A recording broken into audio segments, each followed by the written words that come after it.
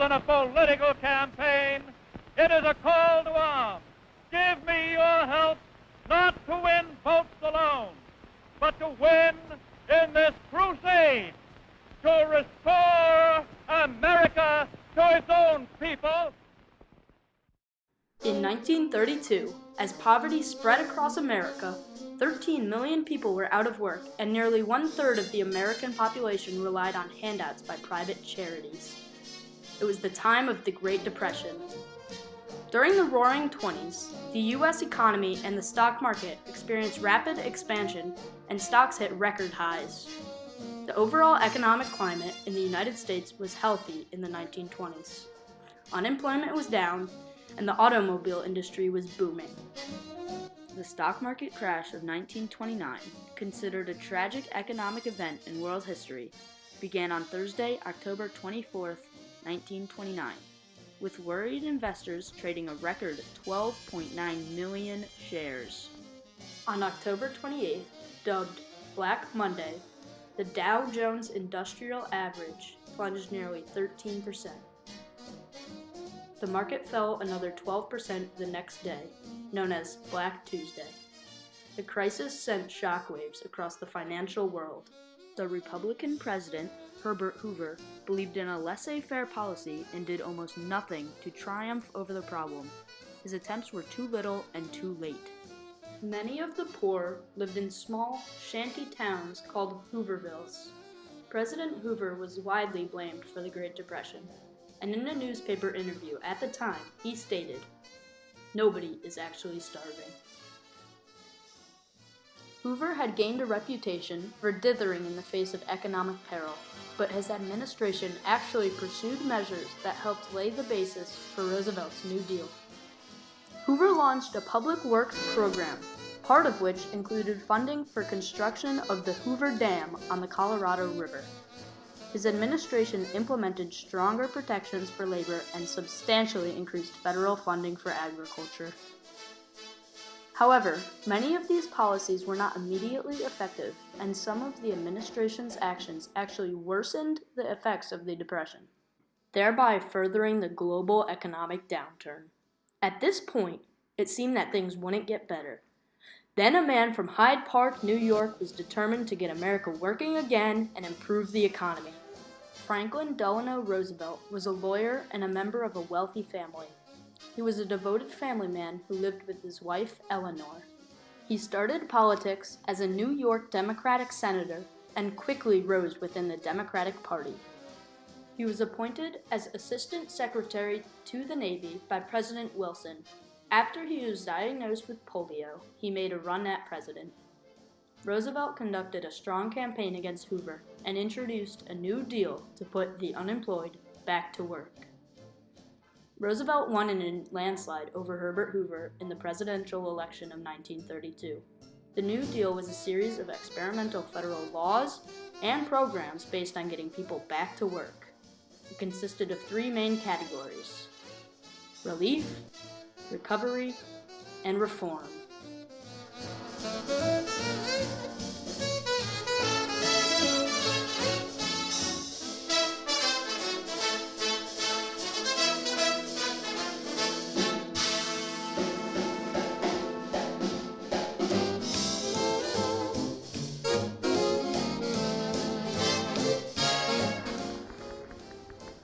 Now let's be frank. You and I know that immediate relief of the unemployed is the immediate need of the hour. Relief was the first part of Roosevelt's New Deal. It gave money to the unemployed to be able to afford food and shelter. The Emergency Banking Act, which ensured that only solvent banks remained open, would close financial institutions when a wave of financial panic occurred, and was a prime example of a relief program. The Emergency Relief Commission was aimed at giving out funds to families in need. In this letter from E.H. Little, acting administrator of the ERC, he describes appropriations for federal aid concerning upcoming payroll changes in Connecticut as a result of ERC relief programs. April 2nd, 1934. Until word has been received from the Federal Emergency Relief Administration regarding several points in question, We were unwilling to authorize any increase in the number of present payrolls, even for persons now on relief. All weekly earnings except administration, technical, and supervisory should be reduced to budgetary needs as rapidly as possible. Before the end of the week, it is hoped that each town and city may be given a figure representing the total amount of federal aid which will be allowed for the month, according to which personnel, payrolls, and plans may be worked out. Very truly yours, E. H. Little, Acting Administrator.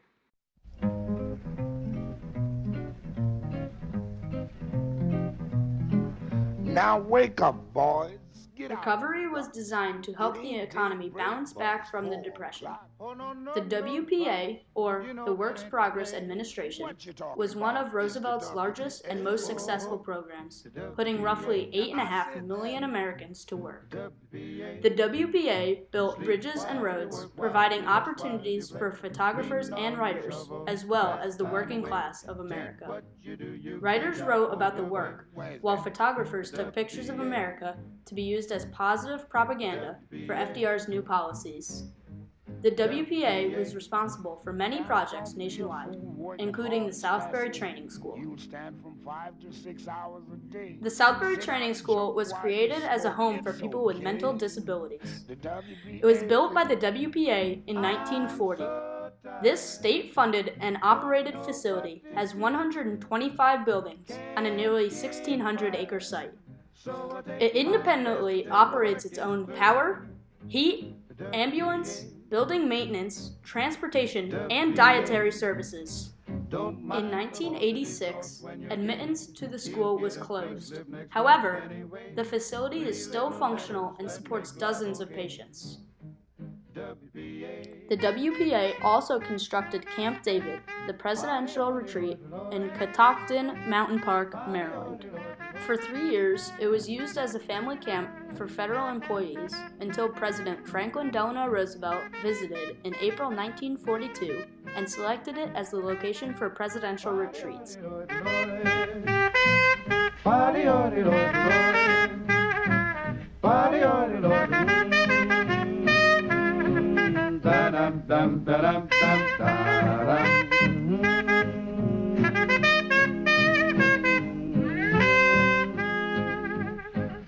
The country needs, and, unless I mistake its temper, the country demands bold, persistent experimentation.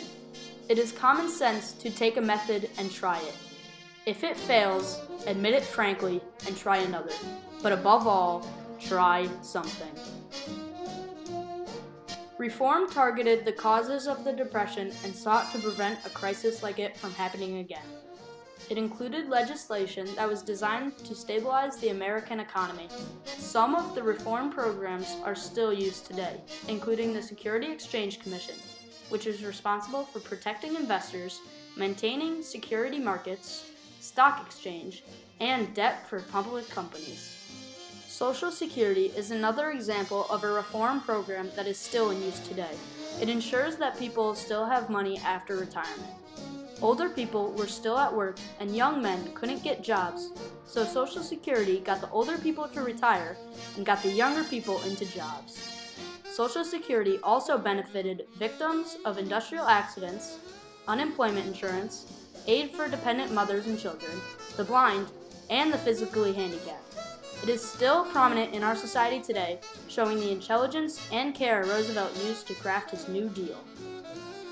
Many people also believed that the Great Depression was ended with help from World War II, and that the New Deal was not as successful as some make it out to be.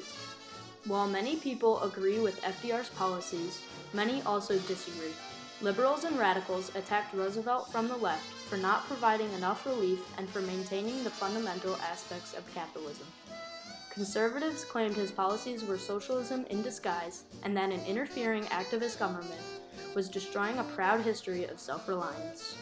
However, substantial evidence demonstrates that the New Deal is what triumphed over the tragic Great Depression and set the United States up for a successful financial future. It was a series of experimental federal laws and programs that stood the test of time and still protect our future.